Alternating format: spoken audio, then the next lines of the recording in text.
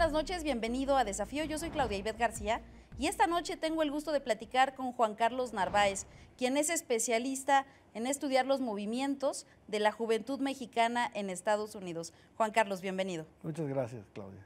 Últimamente hemos hablado mucho de los Dreamers, Juan Carlos. Sin embargo, tus investigaciones nos pueden llevar a décadas y décadas atrás. ¿Por dónde empezamos?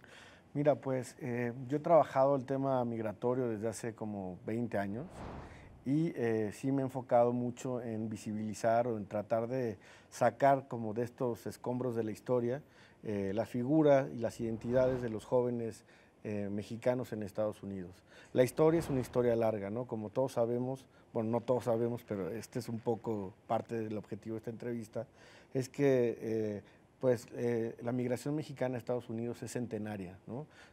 Tenemos una tradición ya muy vieja y muy arraigada casi en todas las comunidades y en todos los estados de la República Mexicana y que ahora también están en todos los estados de la Unión Americana la migrantes mexicanos, ¿no? Hablamos de jóvenes de primera generación, de generación 1.5 y de segunda generación. Estas son como concepciones nuevas o conceptos que la academia ha ido forjando, ¿no? Por ejemplo, cuando hablamos de primera generación, ¿de qué hablamos? Hablamos de los jóvenes que llegan a Estados Unidos ya quizá un poco más grandes y se insertan al mercado laboral, ¿no? O un poco a la escuela, pero que llegan ya como por los 16 años, es decir, ya cumplieron un ciclo escolar en México, ¿no? La secundaria, la prepa, y van hacia Estados Unidos.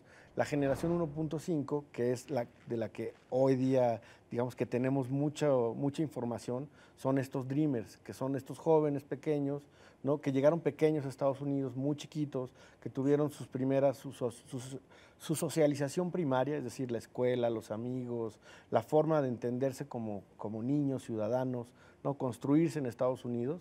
Estos chavitos que muchos fueron acompañando a sus papás que no tenían documentos y que ellos pues a su vez no los tienen y que cuando llegan como a la juventud o adultez se dan cuenta que pues que aunque estudiaron en Estados Unidos, aunque hablan muy bien inglés, ¿no? Cuando quieren acceder a un puesto de trabajo que está de acuerdo a sus credenciales educativas, pues se enfrentan a este obstáculo que es no tener la ciudadanía o la residencia. Estos son los Dreamers, ¿no?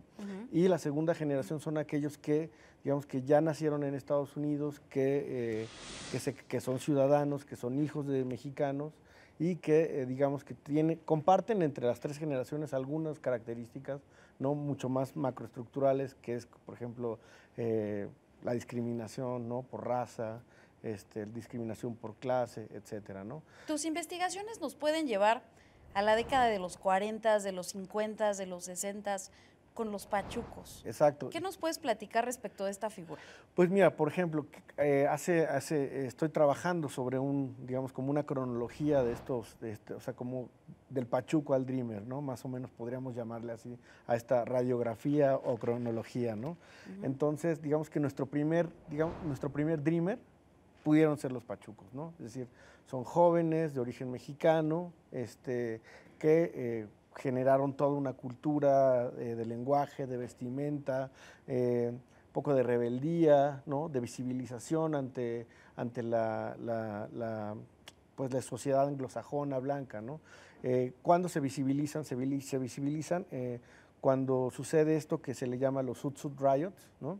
Que está, por ejemplo, lo podemos ver en la película de Luis Valdés de Zoot Suit, ¿no? Que narra toda esta historia de cómo tuvieron enfrentamientos los jóvenes anglosajones marines con jóvenes pachucos, ¿no? Y cómo después de todo esto, que fueron enfrentamientos mucho por discriminación y racismo, pero a quienes se criminalizó fue a los jóvenes pachucos mexicanos, ¿no? Acabas de decir algo muy importante. Primera, digamos, que es el primer punto donde se visibilizan y además se visibilizan y también se visibiliza la categoría que los estigmatiza y que los viene, digamos, que sigue perviviendo, ¿no? En la juventud, o sea, sí es como algo que carga la juventud mexicana que llegó muy chiquita o hasta que nació ya en Estados Unidos. Es decir, el ser ciudadano no te exenta de sufrir todo este tipo de discriminación por raza y por clase. Utilizaste la palabra discriminar. El hecho de que ellos se vistieran, utilizaran cierto tipo de música, utilizaran cierto tipo de iconos que después se volvieron culturales y que incluso permearon aquí en México, los puso bajo el foco no solo de la sociedad estadounidense, sino también de la policía. Sí, exacto, de la policía. Hay una narración de un historiador que se apellida Wright, ¿no? Estadounidense, que lleva, o sea, hace toda la narrativa y el seguimiento de todos los juicios que estuvieron alrededor de estos, hacia los jóvenes pachucos, ¿no? Y digamos que si rastreamos en la historia de las comunidades en Los Ángeles y en Estados Unidos, cómo han sido los famosos, por ejemplo, en los 80, los riots en Los Ángeles, pues después de eso vino toda una ola también de criminalización de los jóvenes, para los jóvenes mexicanos, ¿no? Llegó un término posteriormente que eran los chicanos. Exacto, digamos que esa es una segunda etapa, es decir, como por ahí de los años 60, ¿no? Y qué bueno que me lo preguntas porque apenas en estos días aquí en México se estrenó una película que se llama Dolores, que es Dolores Huerta, que es una de las fundadoras del sindicato de trabajadores agrícolas que fundó junto con César Chávez, que son dos figuras muy importantes. Digamos que ese es como un puente, ¿no? Entre lo que después vendría a forjar otra identidad, que son los cholos. Pero los chicanos, digamos que es, una vez que los pachucos se visibilizan y también esta criminalización y todo lo que surgió, también ayuda a cohesionar a las sociedades, ¿no? Y como que les genera una conciencia de clase y a partir de eso, generaciones más jóvenes, ¿no? Que además ya pasan por la escuela, empiezan a trabajar sobre este movimiento chicano, que el movimiento chicano digamos que es un movimiento político, un movimiento intelectual, donde ya las segundas generaciones de mexicanos en Estados Unidos toman la voz, ¿no? Y comienzan a tener como ciertos postulados sobre quiénes son, sobre su identidad de raza, ¿no? Y de ahí el término chicano, que además antes se utilizaba de manera discriminatoria y ellos lo que hacen es retomarlo, ¿no? Ponerle un contenido político, social, ¿no? Y es como una bandera, digamos, de la identidad de los mexicanos en Estados Unidos. Hoy día todavía, por ejemplo, en universidades de California hay, y en todo Estados Unidos, ¿no? Ahí está el MECHA, que es el Movimiento de Estudiantes Chicanos, y es un movimiento que viene desde los 60 y que todavía hoy está vigente, ¿no? Todavía los jóvenes mexicanos en las secundarias o en las universidades se agrupan en este movimiento que se llama MECHA. ¿Cómo empoderan estos movimientos al joven mexicano en medio de un contexto que lo discrimina, que lo hace a un lado? Pues digamos que todo, un poco regresando a un término más general que es el tema de lo juvenil y los jóvenes, ¿no? Digamos que siempre se habla de que los jóvenes son rebeldes casi por naturaleza, ¿no? Pero también en esta rebeldía van construyendo una identidad y un posicionamiento político hacia el otro, ¿no? Digamos que hacia el mundo adulto, hacia el Estado, ¿no? Hacia los otros, ¿no? A los otros que los ven diferente. Entonces digamos que como jóvenes, ¿no? Los jóvenes mexicanos en Estados Unidos pues no están exentos de ser parte de todo este movimiento, ¿no? Entonces digamos que van configurándose a partir también de las coyunturas políticas, ¿sí? Por ejemplo, esta ola de criminalización, después el movimiento chicano, ¿no? Después otro tipo de políticas migratorias que ha tenido Estados Unidos de control o de seguridad, también han generado en los jóvenes una conciencia social, ¿no?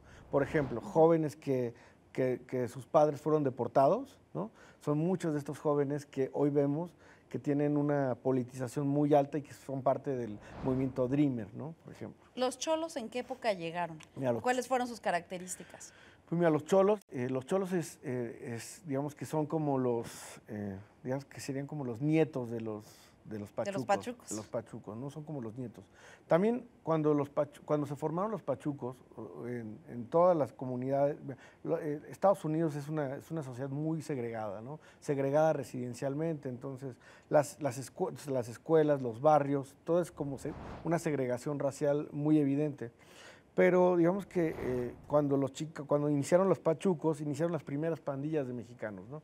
¿Y por qué se conforman las pandillas? Las pandillas se conforman un poco justo como por este sentido de resistencia hacia lo que estaban viviendo como sociedad, ¿no? Hacia la discriminación, hacia la xenofobia, etcétera.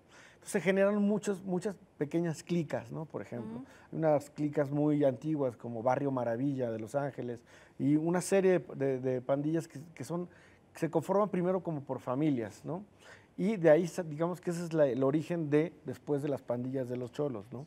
Y los cholos, es muy interesante comparar a los nietos con los pachucos, porque mientras los pachucos tenían una identidad donde era el saco, la camisa, los zapatos muy bien boleados, la cadena, ¿no? O sea, nosotros tenemos la imagen, digo, en México, del pachuco de Tintán, ¿no? Digamos que es como es nuestra visión, quizá un poco caricaturizada, ¿no? del pachuco, pero digamos que esa era la imagen. Ahora, la imagen del cholo es una imagen que ya pasó por varios momentos históricos, ¿no? Es decir, donde también toman una conciencia sobre quiénes son, qué son. Son clase obrera, ¿no? Son pobres, viven en barrios inseguros, ¿no? Tienen que generar estrategias de defensa, digamos que barrial o comunitarias. Entonces así se empiezan a conformar las primeras pandillas también de los cholos. Es una estructura solidaria, ¿no? Pero, por ejemplo, cuando hablamos de su estética, ¿no? Pensemos, utilizan pantalones que utilizan en la fábrica, ¿no? Austeridad. Exacto, total. los pantalones Dickies, ¿no? Que son pantalones de fábrica. Las playeras también son playeras holgadas que les ayudaban a trabajar igual o en la obra, en la construcción o en la industria. Y, por ejemplo, usan una especie como de malla en el cabello. Esta malla de cabello, ¿de dónde viene? Viene de las cocinas, ¿no?